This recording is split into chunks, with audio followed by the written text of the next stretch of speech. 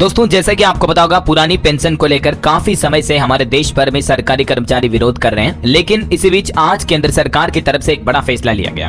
अभी मोदी कैबिनेट का latest update सामने आ रहा। केंद्र सरकार ने अपने कर्मचारियों के लिए एक नई पेंशन स्कीम का ऐलान कर दिया और ये पेंशन स्कीम 1 अप्रैल 2025 से ही लागू हो जाएगी और इसमें सरकार 18.5% तक योगदान भी देगी। दरअसल ये ना ही ओपीएस है ना ही एनपीएस है, बल्कि इसका नाम है यूपीएस। ओपीएस एनपीएस का मतलब तो आप समझ गए होंगे कि old pension scheme, new pension scheme. जो पुरानी पेंशन योजना है, नई पेंशन योजना है, इसको लेकर काफी समय से कंट्रोवर्सी चल रही है सरकार और सरकारी कर्मचारियों के संगठन के बीच, राइट। लेकिन आज इस मुद्दे को लेकर कर्मचारी संगठन और पीएम मोदी के साथ बैठक बातचीत भी हुई। इसी बीच आज मोदी कैबिनेट में एक बड़ा फैसला लिया है। केंद्र सरकार ने अपने कर्मचारियों के लिए यूपीएस स्कीम का ऐलान कर दिया। जैसे ओपीएस एनपीएस का मतलब मैंने आपको समझा दिया, यूपीएस का मतलब है यूनिफाइड पेंशन स्कीम। हिंदी में इसका मतलब है एकीकृत पेंशन योजना। तो अब सरकारी कर्मचारियों के लिए जो ये नई स्कीम का ऐलान किया है, एनपीएस की जगह अब एकीकृत पेंशन योजना होगी। इसमें एक मुख्य नियम और शर्त ये होगी कि 25 साल नौकरी पूरी करने पर ही पूरी पेंशन मिलेगी। मोदी सरकार ने यूनिफाइड पेंशन स्कीम को मंजूरी दे दी है। आइए देखते हैं दोस्तों यूपीएस योजना को लेकर क्या क्या इसमें प्रावधान है, क्या क्या सरकार ने बदलाव किए हैं, एनपीएस ओपीएस से ये किस तरह से डिफरेंट है। आज केंद्रीय कैबिनेट की बैठक में 2 प्रमुख बड़े फैसले लिए गए। एक तो ये सरकारी कर्मचारियों के लिए एकीकृत पेंशन योजना और दूसरा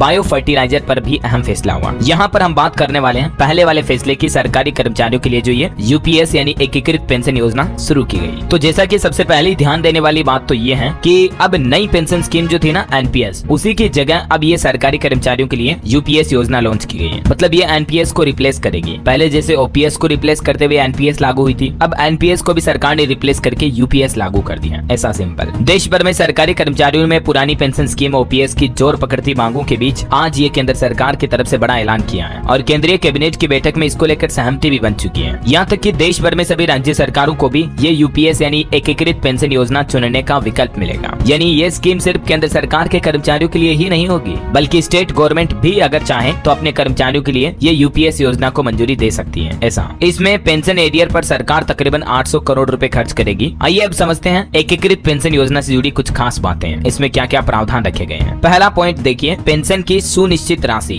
जी हाँ, 25 साल की न्यूनतम सेवा के लिए सेवानिवृत्ति से पहले अंतिम 12 महीनों में प्राप्त औसत मूल वेतन का 50% न्यूनतम पेंशन के रूप में दिया जाएगा। ये ओपीएस में जो प्रावधान थे उसमें कुछ बदलाव किए गए हैं, उसका ही मॉडिफाइड वर्जन है यूपीएस। समझ रहे हो। पहले क्या होता था, नौकरी से हटने के बाद भी सरकारी कर्मचारियों को मोटा मोटी लगभग आधी सैलरी मिलती थी। तो इसमें भी वही सीन हो गया। अंतिम 12 महीनों में जो उसकी सैलरी होगी उसका औसत मूल वेतन का 50% न्यूनतम पेंशन के रूप में दिया जाएगा। लेकिन यहाँ ध्यान से समझने वाली बात है मूल वेतन का, क्योंकि कर्मचारियों के वेतन में कई अलग अलग तरह के भत्ते वगैरह भी जुड़े होते हैं मूल वेतन में। समझ रहे हो। अच्छा, दूसरा पॉइंट देखिए आप, 10 वर्ष की सेवा तक या इससे कम सेवा के लिए अनुपातिक राशि पेंशन के रूप में मिलेगी। 25 साल का प्रावधान तो है ही, इसमें एक 10 साल तक का प्रावधान भी है ये। तीसरा पॉइंट, कर्मचारी की मृत्यु होने की स्थिति में तत्काल 60% की दर से पारिवारिक पेंशन सुनिश्चित की जाएगी। तो ये एक परिवार की सुरक्षा के लिए सरकारी कर्मचारियों के लिए अच्छा फैसला लिया, ठीक है ना। अच्छा, एक और पॉइंट देखिए आप, 10 साल की सेवा के बाद सेवानिवृत्ति पर 10,000 रुपए प्रति माह की दर से सुनिश्चित न्यूनतम पेंशन राशि मिलेगी। इसके अलावा महंगाई दर जो डीए वगैरह होता है, महंगाई भत्ता वगैरह, उसके साथ ही इंडेक्सेशन की सुविधा भी मिलेगी। सुनिश्चित पेंशन, सुनिश्चित पारिवारिक पेंशन और सुनिश्चित न्यूनतम पेंशन पर महंगाई इंडेक्स AICPIW के साथ समायोजन की सुविधा भी मिलेगी। अगला पॉइंट है, सेवानिवृत्ति पर ग्रेच्युटी के अलावा एक मुफ्त भुगतान का लाभ भी मिलेगा। अच्छा, इसके अलावा भी यूपीएस में देखिए 6 महीने की सेवा के लिए वेतन प्लस डीए की 10% रकम का एक मुफ्त भुगतान होगा। यानी अगर किसी की 30 साल की सर्विस है तो उसे 6 महीने की सेवा के आधार पर एक मुफ्त भुगतान इमोल्यूमेंट होगा